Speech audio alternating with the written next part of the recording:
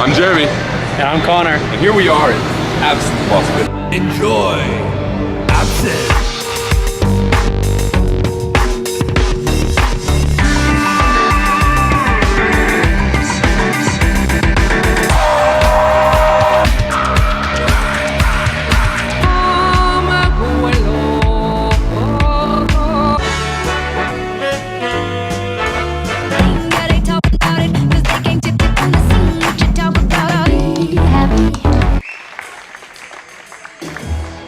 And now, ladies and gentlemen, for your absinthe-fueled pleasure, we present the Green Fairy, Miss Tina Dawn. Hey guys, welcome to the Absinthe tent here in Las Vegas. I'm Jeremy.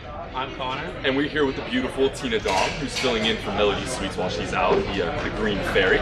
How do you think the show went tonight? I enjoyed it. Good audiences tonight, lots of energy, lots of hooping and hollering. Alright, so one of the first questions we wanted to ask you is, what inspired you to get into this kind of being, in the burlesque type of scenario? What kind of inspired you? Well, Melody Sweets obviously inspired me because she is the original Green Fairy, and seeing her perform almost every night inspired me. What inspired me to sing and become a performer? I was The Little Mermaid. Just watching that as a little girl. Disney movies. I started watching and I decided that's what I want to do. I want to sing. Is that why the hair is like that too? Yeah, No, that's a coincidence actually, but yeah. Sex, dance, entertainment. Awesome. That's the first word that comes to mind. Just yeah. Awesome. Awesome. Let's see, sex and dance. Yeah, hello. And entertainment all in one. Right. And as you'll see in the clips that we show, she does all of that on stage. So obviously that would be how we're related to it. What in general do your friends and family think about you doing, this line of work, being on stage, being half naked, singing and dancing? What do your friends and family think about it? My friends love it. My family, I have not allowed them to come to the show yet. Really? Yeah. Well, they also live across the country, but... Any other reason? Last time that I did a job where I was half naked, my mom tried to put a sweater on me, so... My friends love it. I'm sure my family would love it. They just haven't had a chance. But you enjoyed it, right? Oh, I love it. Love it? And I guess one of the last questions that we were going to ask is, a lot of people don't know the difference between stripping and burlesque. They kind of blur the lines between it. They think, that girl's just out there doing what she's got to do. What would you say is kind of, maybe a difference? Burlesque, you get a paycheck. Stripping, you get dollar bills. No, I love that. That's awesome. But, I think burlesque is a little more classy. More classy. It's more stage-oriented, it's more theatrical, it's an art form. Stripping can definitely be an art form. If you've ever seen some of those girls on the pole, oh, yeah. I don't know how they do that. I cannot do that. I'm sure you do a little practice. Next show, perhaps next show. So that's all we have time for. Thank you again. Tina Dawn, I love you. Thank you. I'm Connor. I'm Jeremy, and we're back here in the Absinthe tent with Angel Perino, who has been seen in Polly's World, a small stint at Peep Show, and of course here at Absinthe. How do you think the show went tonight? Awesome. It was a fun crowd. It's a very long show now that the high wire is back and everybody's in, but it's awesome. So who would you say got you started? What inspired you? Well, when I was 2, I started dancing, and then I just kind of grew up for the stage, and am I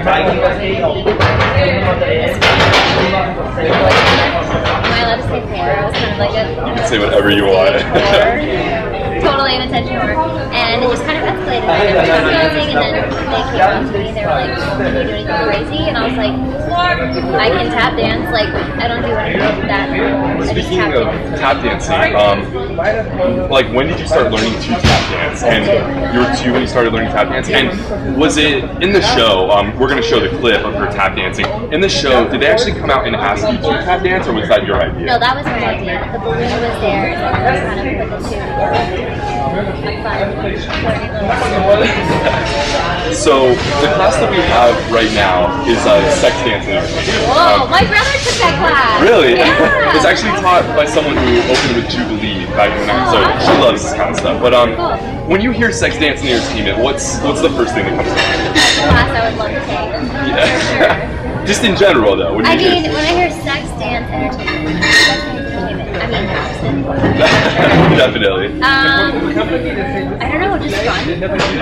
Sounds like my kind of, I don't know, it's just my kind of thing. Who doesn't want to have sex or dance or be entertained or do the entertaining? Right. So, do you have anything to say to people this series? If you want to do it, do it. You're gonna get told no a million times, but those no's should just make you stronger. If you can't handle being told no, then probably not the way to go. What's the biggest thing you've had to overcome? Honestly, I've been pretty blessed. I've been a lot of things and stuff, but a big hurdle that I had to overcome personally was taking out my people, especially in food shows. It's nothing but a juice. It's hard, I grew up as a Christian, and I still am, and went to a Christian school, so it's kind of like, okay, Mom and Dad, I'm going to sell my morals on eBay for about 6 minutes every night, and then I'll just buy it. Speaking of family, since you brought them up, I know you have an adorable kid, Roman. I do. What? Just so a lot of people don't know what it's like to have a family and be in this kind of business. What's it like, raising a kid and coming to work at night and then going home and tucking them into bed? I mean, working these crazy hours. Yeah, the hours kind of suck, but I would rather do this than 9 to 5 for sure. Right. And it's not really that bad. Like, we get off here maybe like 12:30. By the time I pick them up, it's like 1. I get home, it's 1:30. I tuck him into bed, which he's already asleep, sorry.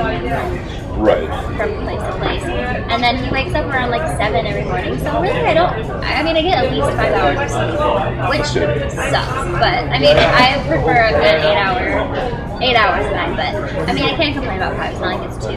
And he's such a good kid. It sucks I don't get to tuck him into bed every night. But we have dinner before I come to work, and then he's at grandma's house. So I know he's well taken care of. And then I get him all day during the day after he gets home from school. Has he ever Has he ever asked what you do? Yeah, he knows what I do. He's been to the tent a couple times. Like when I haven't had a dinner, he's ran around the back and hung out and swapped watching him for a while. He knows very well what I do. He's watched a couple of the acts. He's watched the High Wire before, and a couple of the fun acts that are not raunchy. Right. He doesn't know exactly what I do. He just knows that every night he asks me, do you have 2 shows or do you have 1 show? So he kind of has an idea of what I do, but not specifically that I take off my clothes. That makes sense. So I'm sure with other shows you've had some pretty crazy stories or mishaps. I've had a couple. Honestly, I haven't had that many, knock on wood, which I kind of wish I had more because they're kind of fun. Like, the first big thing that ever happened to me is in the show, one of the dressers forgot my shoes for the finale number, and I had to do it barefoot, which we all know a girl in a G-string barefoot is not that flattering. And so I was walking on my toes the whole time. It was tragic, but we all made a joke about it, and it was pretty fun. And then also here at Absinthe, the balloon one time the neck of it was really wide, and I was like, oh, this is nice, I can get it easy. It's not like a struggle. My face isn't halfway of my makeup testing. So it was nice. I got in all the way, and then I went to go all the way in, and it pulled my bottoms down. And luckily I had shaved that day, and I wasn't on my period or anything, so it was just nice and clean. And I pulled it all the way down. My pants were at my knees. And there's nothing I could do. I had the balloon and I had to close it before I could do anything. And so I got all the way up, I poked my head out, and then the neck of the balloon wasn't tight enough to wrap around my neck. So I had to hold it closed and I couldn't pull my pants up. So I finished the rest of the show with my pants around my knees. It was pretty traumatizing, and I feel like I should have gotten at least another $10 from every audience member because that shit is sacred. I think that pretty much answered most of the questions that we had. That was pretty much it. Hey, thank you again for being on, and I appreciate it, guys. Angel Burrito. Hey guys, we're back in the Absinthe tent tonight with Cadence Alexia, one of the newer members of our crew. How are you doing today? Good, thank you. Awesome. So, any mishaps or crazy stories? Actually, we didn't have so many mishaps. We had 2 drops, and I think we made 250 shows now, so that's kind of a good odds. But the mishap on my part was the second drop we did was my fault because I forgot what I was doing. And that's the beauty of doing the same act twice a night. It's Thinking really about hard to keep your head involved. Yeah, I was thinking about Jeremy, and I just lost myself for the moment, and you know, I didn't do what I was supposed to do. I did nothing, and then I was sitting on the floor. I apologize for that. I'm sorry. Right, I've worked on it. Yeah, what did your family think of it the first time you were there to support you? Or Of this act particularly, or generally what? in general, it really did. They're really supportive. I've been a gymnast since I was a kid, so it's not really new to them so much. My mum struggles to watch the tricks because she gets scared, so Right. she'll watch the whole thing and she's a bit like this, you know. And before they came and saw this show, they had seen a video of the act I was doing, so it wasn't a complete surprise. But I think my mum and my brother found it difficult to be sitting next to each other at that time. Not so difficult, but you know, like they probably didn't make eye contact for a while. But yeah, that's really, my family are really supportive always. They're, you know, they're never surprised about me saying, oh, I'm moving to America later. You know, yeah, fully supportive and proud of me, I think, really proud of me. They loved the show when they came. And Right. I think the last question that we have is to bridge the gaps around the world, as far as like sex, dance, and entertainment.